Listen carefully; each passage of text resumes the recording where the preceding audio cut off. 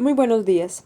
El día de hoy hablaremos sobre ontologías y epistemologías sobre la cognición matemática, dando continuación al primer capítulo del libro La teoría de las funciones semióticas de Juan Godino.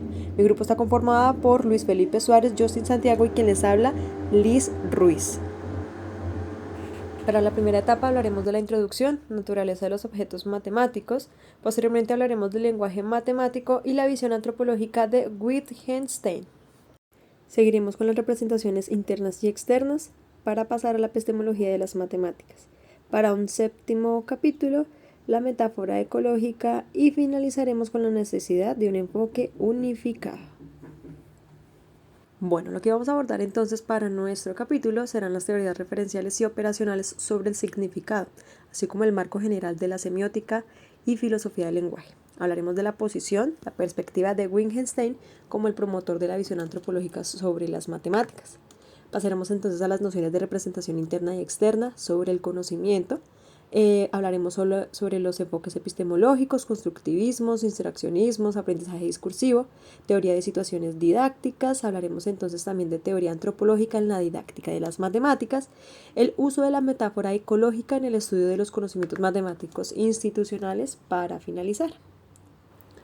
La didáctica de las matemáticas se interesa por identificar el significado que los alumnos le asignen a términos y símbolos matemáticos, a los conceptos y a las proposiciones, de manera que puedan explicar la construcción de estos significados como consecuencia de esa instrucción.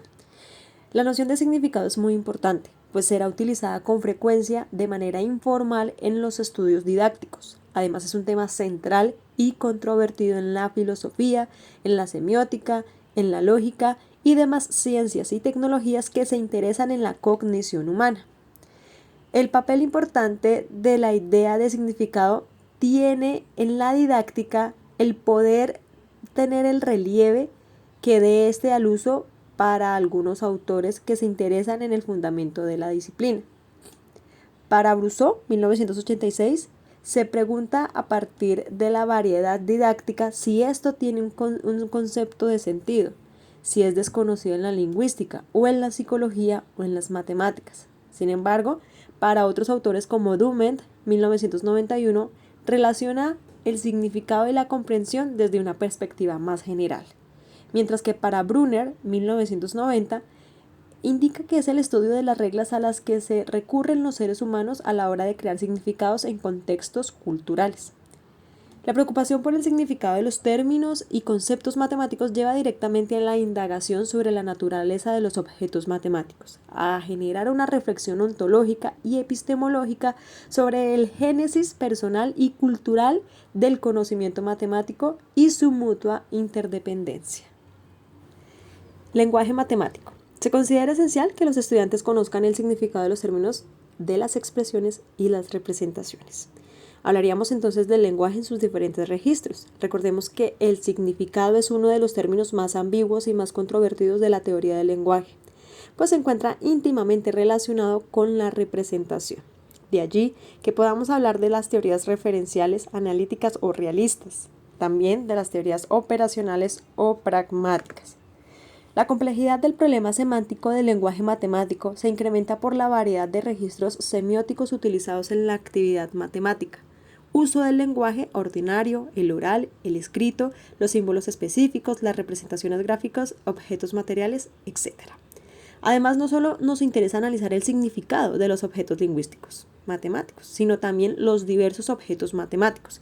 Hablamos de situaciones, problemas, proposiciones y argumentaciones. Para las teorías realistas, las expresiones lingüísticas tienen una relación de atribución con ciertas entidades. Hablemos de objetos, atributos o hechos. El significado de un nombre propio consiste en el objeto que se designa por dicho nombre. Por ejemplo, los predicados. Si hablamos de esto es rojo, A es más grande que B, estamos hablando de una designación de propiedades o relaciones, o lo que mencionábamos anteriormente, de atributos. Las oraciones simples como el sujeto, predicado u objeto designan hechos. Por ejemplo, Madrid es una ciudad. De manera que, como podemos ver en la imagen, hablamos de A siendo el signo, B el concepto, es decir, la referencia, y C el referente. Entre esta situación hablamos de la palabra mesa y como C siendo el referente es una mesa particular a la que yo me refiero. Mientras que B, cuando hablo del concepto, el concepto de mesa es algo existente en mi mente. Para hablar entonces de las teorías pragmáticas, entraremos con el significado de las expresiones lingüísticas que dependen del contexto en que se usen, negando la posibilidad de observación científica, empírica e intersubjetiva de las entidades abstractas, como lo son los conceptos o las proposiciones. Aquí lo único accesible a la observación científica es el uso lingüístico. Recordemos que para Wittgenstein, para un gran número de casos, aunque no para todos, en que empleamos la palabra significado, este podrá definirse así. El significado de una palabra es su uso en el lenguaje. Entonces hablamos de la palabra que se hace significativa por el hecho de desempeñar una determinada función en un juego de lenguaje, pues no existe siempre una realidad en sí que sea reflejada por el mismo. De manera que el mundo se nos revela solo en la descripción lingüística, y el lenguaje formará entonces parte de las diversas formas de vida. La concepción operacionista del significado resalta el carácter instrumental del lenguaje, y al igual que ocurre en el ajedrez, en el que el significado de una pieza debemos entonces referirlo a las reglas de su uso en el juego, de manera que el significado de las palabras vendrá dado por su uso en el juego del lenguaje en el que participa. Por ello, hablamos de una relatividad institucional del significado. Para abordar la semiótica y la filosofía del lenguaje, hablaremos entonces de la teoría del lenguaje de Henslev. El investigador en didáctica de la matemática acaba analizando textos como diseños, transcripciones y pruebas.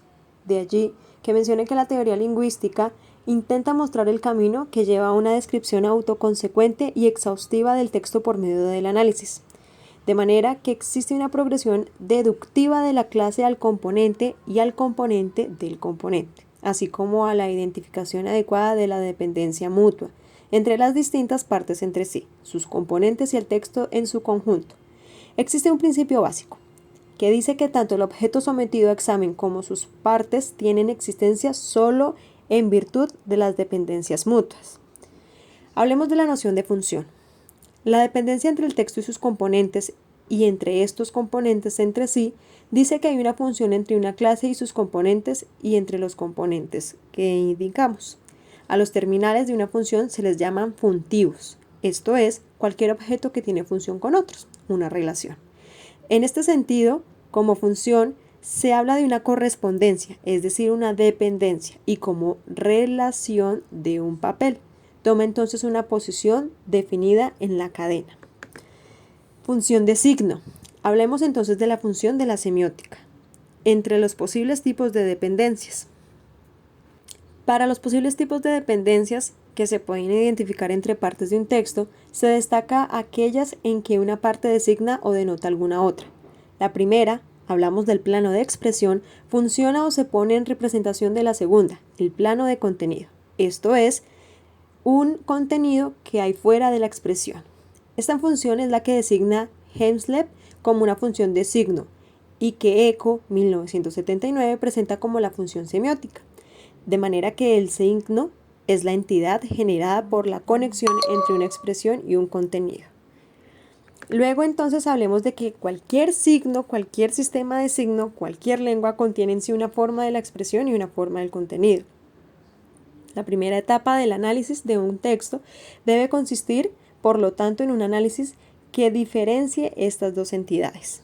En nuestra teoría de las funciones semióticas proponemos, además de las dependencias representacionales, las de la naturaleza operatoria o actuativa, es decir, la instrumental, y las cooperativas, refiriéndonos a dos o más entidades que cooperan para producir una unidad significativa más global, es decir, una estructural. Cuando hablamos entonces de la semiótica cognitiva de Eco, nos referimos al tipo cognitivo, que es el procedimiento o regla que permite a un sujeto construir las condiciones de reconocibilidad e identificación de un objeto. Con respecto al contenido nuclear, hablamos del conjunto de interpretantes que da lugar un TC. Un TC entiéndase como palabras, gestos, imágenes o diagramas. Finalmente, para el contenido molar, la serie controlable de lo que se puede decir sobre o hacer con el objeto en un mediano momento es de manera específica y es compartida socialmente. Con esto, el constructo o contenido molar tiene una gran similitud. De acuerdo entonces al contenido molar, tiene una gran similitud con nuestros sistemas de prácticas institucionales, que consideramos como el significado del objeto institucional correspondiente. Parece pues que la semiótica cognitiva de Eco faltaría la noción que podría ser como el equivalente institucional o tipo cognitivo, que para nosotros equivaldría al objeto personal.